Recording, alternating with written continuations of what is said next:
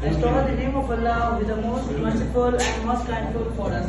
My respected teachers and dear friends. My name is Yaqub. Today my topic is All's Well That Ends Well. ये एक play था, जो writer था इसका वो था William Shakespeare. William Shakespeare English literature का एक बहुत मतलब जो लिटरेचर का इंग्लिश लिटरेचर का जो मतलब भाषा है, ये इसने एक प्ले लिखा था आल्स वेल दैट एंड्स वेल। इसकी मीनिंग समझे तो अंत भला तो सब भला, मतलब कि जैसे कि ये आई थिंक 1602 से 1607 तक इसने ये लिखा था और 1623 में इसने ये लॉन्च किया था। ठीक है, इसकी मतलब जो आपको पता है जो भी विलियम शेक्सपियर की जो भी प्ले होते हैं वो माइंड ब्लोइंग प्ले होते हैं। ठीक है, मतलब उसमें कोई ना कोई कहानी होती है। इसमें भी एक कहानी है जिसमें एक लड़का होती है, एक लड़की होती है, एक लड़के से जो है प्रेम करती है, लेकिन सोशल स्टेटस की वजह से जो है ना वो लड़का उसके छोड़कर जो है इटली चला जाता है। इसके हम कैरेक्टर डिस्कस करते हैं। पहला जो कैरेक्टर था वो थी हेलिना। अब ये हेलिना जो लड़की थी, मैंने आपको बताया था, वो उसे छोड़कर जो लड़का था वो दिल्ली जो इटली चला गया था। वो जो ये मतलब एक यतीम बच्ची थी जिसका आपको एक ग्रेटर डॉक्टर था, लेकिन अब ये जो है ना काउंटेस ऑफ ब्रसलिन की जो है मतलब उसकी मौजूदगी में जो रह रही है। मैं इसकी जो परवरिश कर रहे हैं वो काउंटेस ऑफ ब्रसलिन कर रही है। और दूसरा था बर्ट्रम।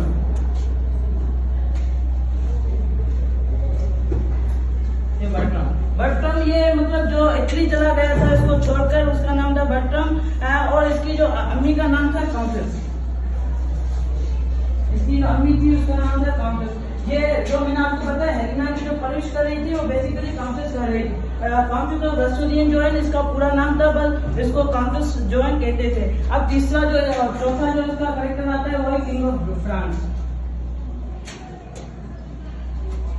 किंग ऑफ फ्रांस तीसरा उसका कैरेक्टर है किंग ऑफ फ्रांस। ये ऐसे समझ रहे जो किंग ऑफ फ्रांस था ये बर्ट्रम का एक लॉर्ड था, मतलब जो बर्ट्रम था उसे ये अपना लॉर्ड मानता था बर्ट्रम इसको। ठीक है, और ये बीमार रहता था, इसकी तबीयत खराब रहती थी, कोई भी डॉक्टर इसकी जो बीमारी का इलाज नहीं कर पाए। लेकिन जो हेलिना थी, मैंने आपको बताया हेलिना का अब्बू जो था वो डॉक्टर था, तो हेलिना ने जो है ना अपने अब्बू की स्ट्रॉन्ग दवाएं जो है ना मतलब जो मेडिसिन थी उससे जो है ना जो किंग ऑफ फ्रांस है उसको जो है ठीक कर दिया। तो किंग ऑफ फ्रांस जो है इस बच्ची को मतलब प्यार करने लगे इस बच्ची से।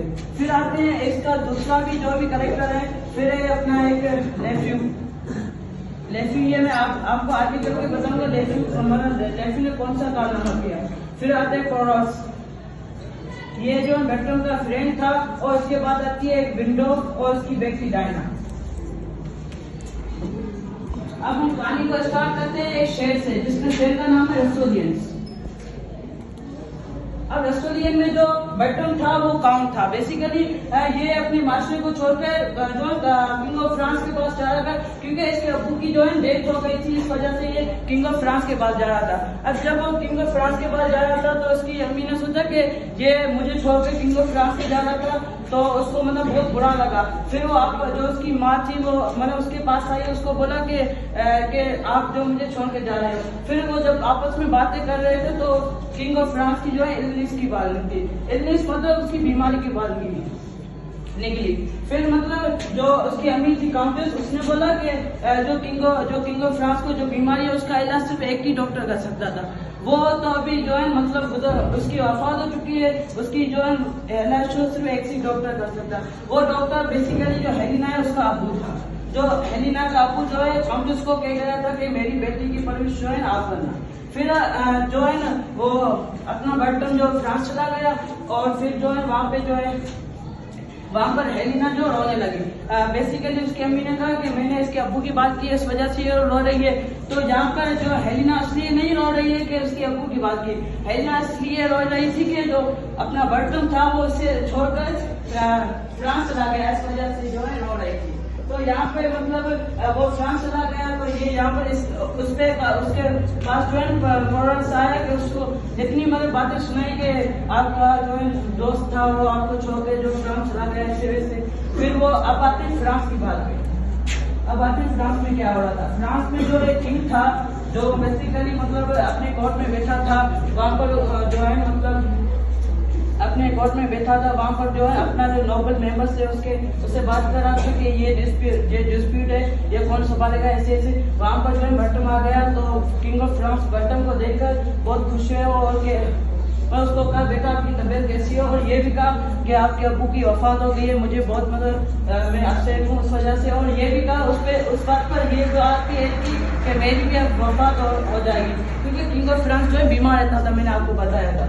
फिर आते हैं कि फिर बासी रसोलिन में चलते हैं। रसोलिन में आए तो यहाँ पर काउंटर थी जिसकी बटम की अमीर, उसको पता चला कि हेलिना जो है बटम से जो है क्लेम करती है। तो फिर उस बात को कंफर्म करने के लिए हेलिना ने काउंटर ने हेलिना को बुलाया और उस बात को जो है कंफर्म किया, ठीक है, कंफर्म किया। फिर जो है इससे काउंटर ने कहा हेलिना को कि बटम तो फ्रांस देखा है, अब आप फ्रांस कैसे जाएंगे। तो वहाँ पर इसने कहा कि मेरे अब्बू की मेरे पास जो है स्ट्रॉन्ग मेडिसिन पड़ी है, मैं वो लेके किंग ऑफ फ्रांस की जो है बीमारी का इलाज करने जाऊंगी। तो फिर आते हैं फ्रांस पे अब आते हैं, पहले रसोलिन में थे, फ्रांस पे आते हैं। फ्रांस में जो किंग ऑफ फ्रांस था वो अपने नोबल मेंबर्स को जो अलविदाई कह रहा था, क्योंकि वो डिस्प्यूट पे जा रहे थे। जहाँ पर जो बटन था वो बहुत उदास था, क्योंकि बटन उस वजह से उदास था कि जो फ्रांस में जो उसके नोबल मेंबर्स थे वो तो मतलब डिस्पाइट लड़ने के लिए जा रहे थे, लेकिन जो बटन था वो इसलिए उदास था कि जो किंग ऑफ फ्रांस था उससे नहीं जाने दे रहा था, क्योंकि जो बटन था वो अभी छोटा बच्चा था, उस वजह से वो उसे नहीं जाने दे रहा था। तो वहाँ पे ही जो है उसका एक वजीर आ रहा है, मैंने आपको बताया था, मैं लेफ्यू को आपको फिर बताऊंगा।